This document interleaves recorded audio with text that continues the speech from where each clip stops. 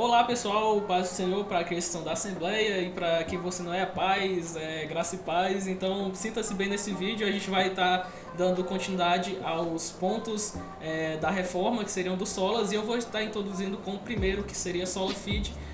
A Larissa fez a introdução falando sobre a reforma, então eu vou estar falando sobre o primeiro ponto do Sola. Então pessoal, o Sola Fide ele é considerado o primeiro ponto dos 5 solas e de certa forma ele é considerado a parte formal desses 5 pontos. O Sola Fide diz respeito à nossa salvação, que ela é exclusivamente dependente da nossa fé e não são pelas nossas obras. Então isso traz uma ideia de que tudo que nós fazemos vem de Deus, então é dom de Deus. Lá em Efésios capítulo 2, versículo 8 e 9, ele vai falar o seguinte: porque pela graça sois salvos por meio da fé. Isso não vem de nós, é dom de Deus, não de obras, para que nenhum homem se glorie.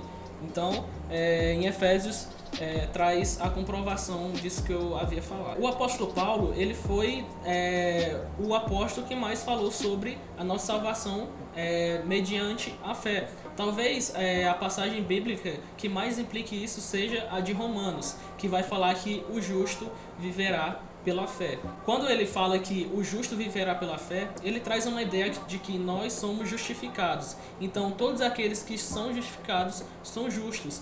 E essa justificação vem de Deus, porque foi através da sua obra redentora, através da sua morte na cruz para nos salvar. Ele nos justificou dos nossos pecados, com seu infinito amor, com sua infinita glória, ele veio nos justificar por aquilo que nós havíamos feito.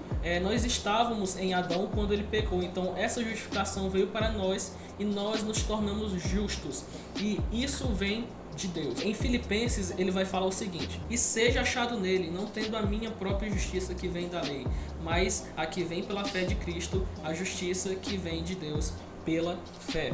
Então aquilo que eu acabei de falar anteriormente é falado em Filipenses.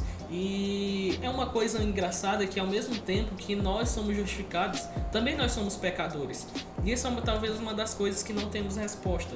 É uma coisa intrigante e interessante. No latim, a gente pode falar sobre isso que está em Filipenses, dessa questão do justo ser pecador, como simul justus et peccator, que traduzido aqui para a nossa língua portuguesa seria simultaneamente justos e pecadores. Então, ao mesmo tempo que nós somos justificados, também somos pecadores. Toda essa justiça que habita em nós, toda essa fé que vem de Deus, é dom de Deus, como nós já lemos em Efésios, é de Deus. Isso não é para a nossa própria glorificação, porque tudo que temos, tudo que nós ganhamos como presente de Deus é dele e não é nosso. Então, toda essa justiça que é dada a nós, essa fé vem de Deus. E isso é uma coisa que nós devemos agradecer todos os dias. Lá em 2 Coríntios, capítulo 5, versículo 21, diz o seguinte: porque aquele que não conheceu o pecado, ele o fez pecado por nós, para que fôssemos feitos justiça de Deus nele. Então, quando o nosso Senhor Jesus Cristo estava na cruz, o nosso Pai olhou para ele e não viu somente, ele viu eu e você. Nós estávamos com Jesus. Quando ele morre na cruz, ele nos dá acesso, ele nos dá a justiça, nos torna justos e também nos dá a fé para nós. A oposição disso que eu falei se chama legalidade, que seriam pessoas que falam que seriam fé mais obras. O Martinho Lutero ele chama esse sola fide de parte material dos 5 solas, porque seria a forma como ele achou para contestar a igreja apostólica romana daquele período. Então é chamado de parte material, já a parte que seria das escrituras ele vai chamar de parte formal. Então existem essas diferenças para a gente melhor entender. Talvez você esteja aí assistindo esse vídeo me perguntando sobre a passagem de Tiago, que fala o seguinte, abrindo em Tiago agora, mais um corte. Lá em Tiago fala o seguinte: assim é a fé, se não tiver as obras, é morta em si mesma. Então, algumas pessoas, alguns cristãos, lêem essa passagem e não aceitam a doutrina do Sola Fide por conta dessa questão das obras que é citada em Tiago. Algumas pessoas abandonam o que Paulo fala e começam a seguir o que Tiago fala, que seriam obras e fé. Alguns abandonam Tiago, talvez faça mais sentido, e começam a seguir Paulo por causa da grande bagagem que ele tem, por conta dessa desavença. Mas aí que está o erro. Tiago, talvez até nos nossos dias, ele ficaria triste por nós termos essa interpretação do texto que ele fez. Talvez você não tenha entendido a passagem, mas eu vou ler o que ela fala antes disso. Era para não ter deixado aberto, né? Qual é o proveito, meus irmãos? Se um homem disser que tem fé e não tiver as obras, poderá a fé salvá-lo? Se uma irmã ou um irmão estiver nus, carentes do alimento diário, e algum de vós lhe disser, ide em paz, aquentai-vos e fartai-vos, e não lhes derdes as coisas necessárias para o corpo, qual será o proveito?